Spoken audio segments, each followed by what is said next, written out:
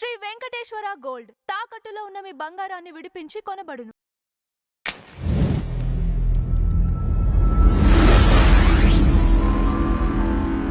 Sir నమస్కారం. శ్రీమాత్రే నమః. సార్ 2026వ సంవత్సరం ధనుస్సు రాశి వారికి ఎలా ఉండబోతుంది? ఇక్కడ ఫస్ట్ ఆఫ్ ఆల్ ఏంటంటే మనకి ధనస్సు వారికి అర్ధాష్టమ శని నడుస్తుంది. 3లో రాహువు, భాగ్యస్థానంలో కేతువు, అండ్ అదేవిధంగా సప్తమంలో గురువు ఉంటే ఆ యొక్క గురువు అష్టమంలోకి మారుతాడు 6 నెలల నుంచి, జూన్ నుంచి. అయితే సహజంగా ధనస్సు వారికి ఏంటంటే గైడింగ్ నేచరు బాగుంటుంది. కాకపోతే ధనస్సు లగ్నంలో మనం జన్మించాము అంటే ఇట్స్ వెరీ క్లియర్, వీళ్ళ పూర్వజన్మ కర్మ అంతా కూడా వివాహము, జీవిత భాగస్వామి చుట్టూ తిరుగుతూ ఉంటుంది.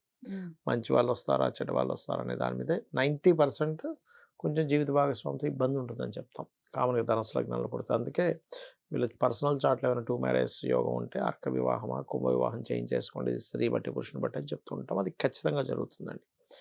అయితే ఇక్కడ ఈ సంవత్సరం ఎటువంటి జాగ్రత్తలు తీసుకోవాలి, ఏ దీపారాధన చేయాలంటే ఏ దేవతారాధన చేయాలి, ఎటువంటివి జరగనున్నాయి అనేటువంటి విషయాలు చెప్తుంది నేనైనప్పటికీ కూడా చెప్పిస్తుంది సాక్షాత్ లలిత అమ్మవారిగా భావిస్తూ.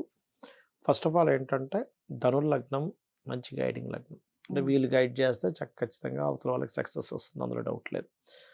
ఇక్కడ ఏంటంటే సెకండ్ లార్డ్ 4th హౌస్లో ఉన్నందుకు 4వ స్థానం అనేది ప్రాపర్టీ, వెహికల్స్, ఫ్యాక్టరీస్, ఆఫీస్ ఇలాంటివి. సో వీళ్ళు ఎట్టి పరిస్థితుల్లో కూడా తొందరపడి ప్రాపర్టీ జోలికి వెళ్ళొద్దు అని చెప్తాను నేను. అంటే ప్రాపర్టీ ఇప్పుడు మనీ తక్కువగా ఉన్నాయి, ₹1 కోటి అవుద్ది అనుకోండి 3 అంతస్తుల బిల్డింగ్ కట్టడానికి, 10 లక్షలు ఉండగానే స్టార్ట్ చేస్తారు. మిగతా వస్తాయిలు వాళ్ళు ఇస్తారులే, వాళ్ళు ఇవ్వరు. ఎందుకంటే 4వ స్థానంలో శని సంచారం జరిగేటప్పుడు మీకు శ్రమతో అవ్వాలి. అందుకనే చెప్పిన టైంకి ఇవ్వకపోవడం, లేట్ అవ్వడం, ఎక్కడా అసలు నేను ఇంకా మాట ఇవ్వకముందు నువ్వు స్టార్ట్ చేస్తావు, నేను ఎక్కడ మాట ఇచ్చాను అంటాడు అవుతాడు. కాబట్టి ఫైనాన్స్ మొత్తం చేతిలో ఉన్నాయన్నప్పుడే మీరు ఏదైనా కన్స్ట్రక్షన్లోకి దిగండి. కొంచెం విద్యార్థులకి కొంచెం అలసట, కొంచెం స్ట్రెస్ అది ఉంటుంది, అందులో ఎటువంటి డౌట్ లేదు. కాకపోతే 3వ స్థానంలో రాహు ఉన్నందుకు ధైర్య సాహసాలతో, అంటే ఏదైనా ఒక పని పట్టుకుంటే దాన్ని ఎలాగైనా సాధించాలనే పట్టుదల 3వ స్థానంలో ఉండే రాహు ఇస్తున్నాడు. కొంచెం తల్లిగారికి కొంచెం ఈ మోకాల నొప్పులు కానీ కొంచెం లాంగ్ టర్మ్గా ఉండేటువంటి కొన్ని ఇష్యూస్ అవి వస్తూ ఉంటాయి. అండ్ అనదర్ థింగ్ ఈజ్ ఇక్కడ అష్టమ గురువు ఎప్పుడైతే ఉన్నాడో, అష్టమ స్థానంలో ఉండేటువంటి గురువు అంటే సప్తమంలో ఉంటాడు గురువు ఫస్ట్.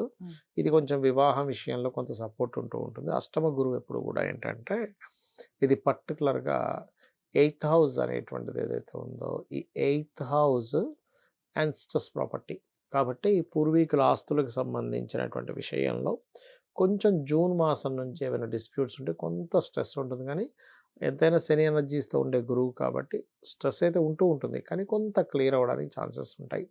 కొంచెం పుణ్యక్షేత్రాలకు వెళ్తారు ఈ సంవత్సరం. తండ్రి గారితో అంటే తండ్రి ఒక దగ్గర, వీళ్ళ ఒక దగ్గర ఉండడం, అంటే వాళ్ళ ఆ తండ్రి ఏదైనా విదేశాలకు వెళ్ళడం కావచ్చు, చదువు రీత్యా కావచ్చు, లేకపోతే ఉద్యోగరీత్యా కావచ్చు, ఉద్యోగంలో వేరే రాష్ట్రానికి వెళ్ళడం కావచ్చు, ఇటువంటివి జరుగుతాయి. వీళ్ళకి ఈ సంవత్సరం ఫస్ట్ 6 months కొత్త ఉద్యోగాల అవకాశాలు, ఉద్యోగంలో ఎదుగుదలకి బాగుంది చెప్పాలంటే. అండ్ ఇన్వెస్ట్మెంట్స్ విషయంలో కనుక చూసుకుంటే జూన్ తర్వాత నుంచి ఇన్వెస్ట్మెంట్స్ మంచిది, ఎందుకంటే 12వ స్థానానికి గురువు వీక్షణ ఉంటుంది కాబట్టి.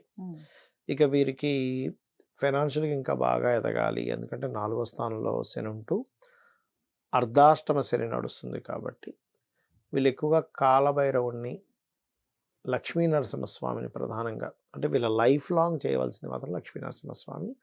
ఓన్లీ ఫైనాన్షియల్ గ్రోత్కి కావాలంటే ఓం సంపత్కరీ సమారూఢ సింధుర వ్రజసేవితాయే నమః అనే మంత్రం కనుక చేసుకున్నట్లయితే ఖచ్చితంగా బాగుంటుంది. Right sir, thank you so much. శ్రీమాత్రే నమః.